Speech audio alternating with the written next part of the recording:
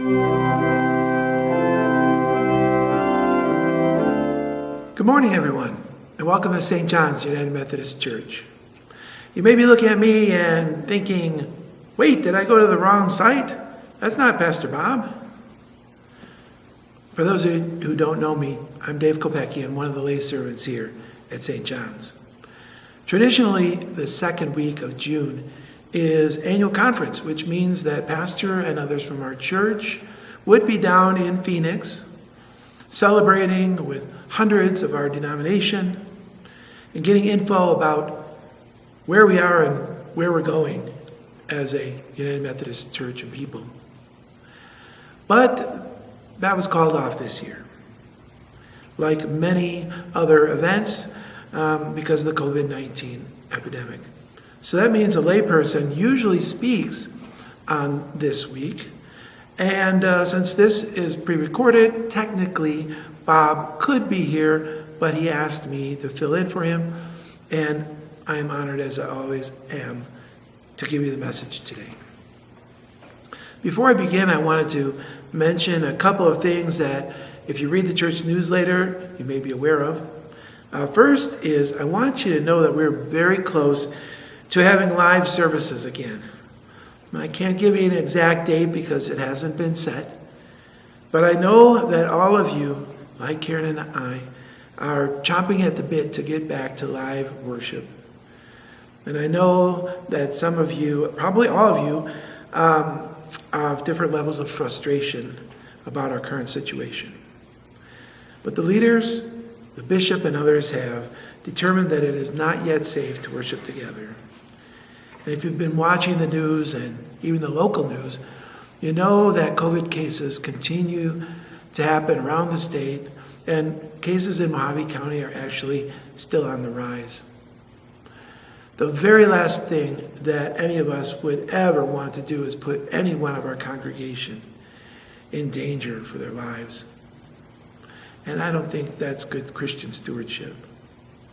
So we wait for that time when we can all gather together and celebrate our faith in the church, in this church building.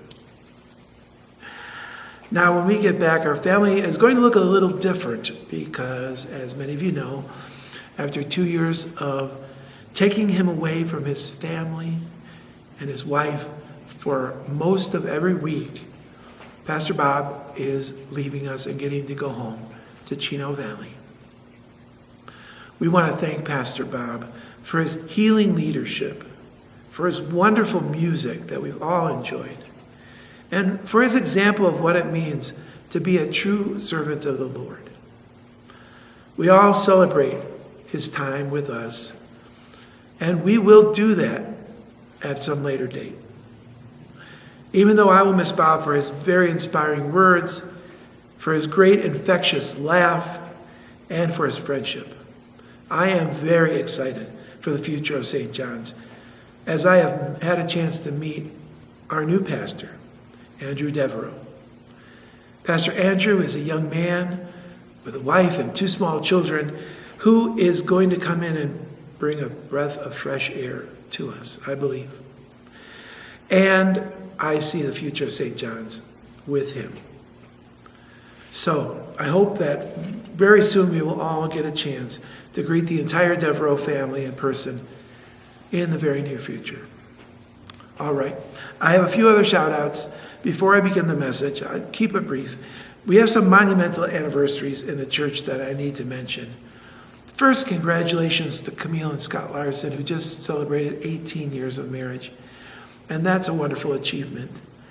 But I have a few others to mention, and they fall into the wow category. Today, June 14th, Sherry and Roger Gross are celebrating their 51st anniversary. Wow, congratulations. And if that wasn't remarkable enough, Lorraine and Mort Tucker, today, June 14th, are celebrating 62 years of married bliss. Well, you're going to have to ask them about the bliss part, but 62 years together. Wow, that's incredible. And a big congratulations goes out. And finally, this next Wednesday, Sujatha and Paul Kalanithi will be hitting the big 5-0. That's it, 50 years of marriage together. So for all of these couples,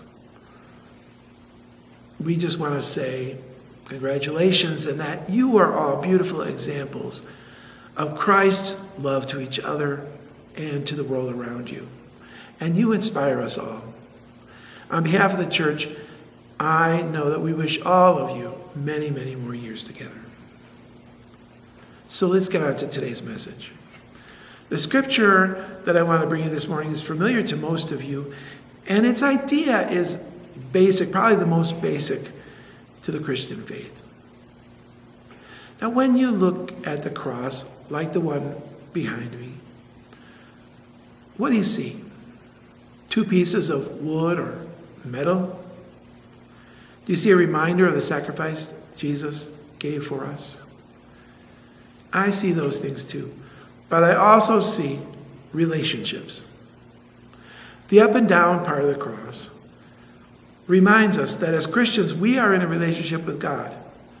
And our proper place in that relationship is at the bottom, with God at the top. The horizontal part of the cross reminds us of the second part of that relationship that we're called to, and that is with each other.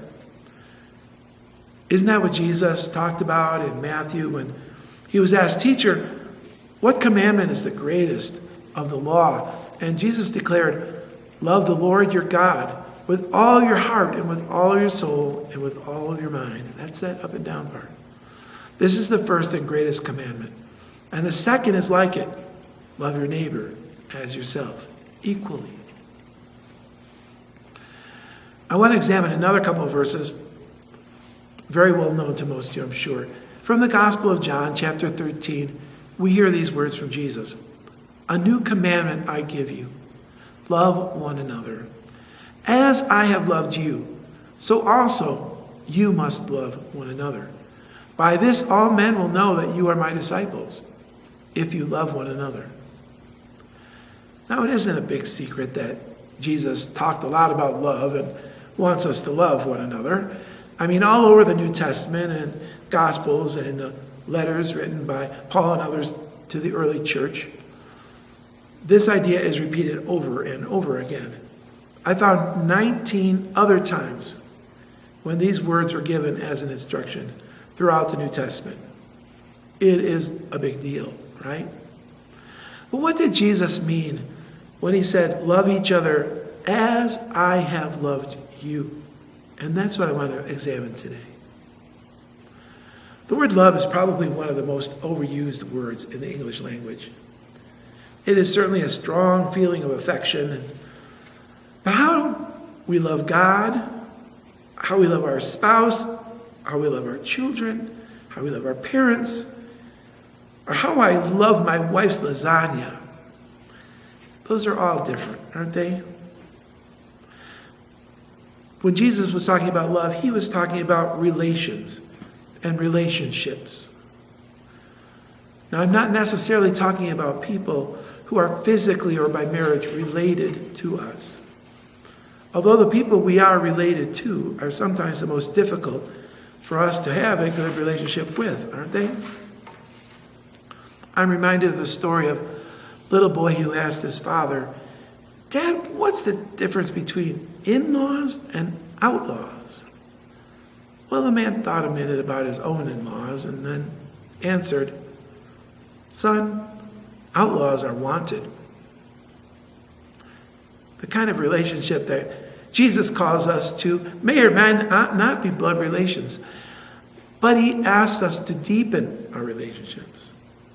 And he specifically points to this when he says, "As I have loved you." We can look at this phrase in two ways. They both really hinge on that first word of that last sentence, as. One way to consider what Jesus meant here is to change the word "as" to "as much as." Love each other as much as I have loved you.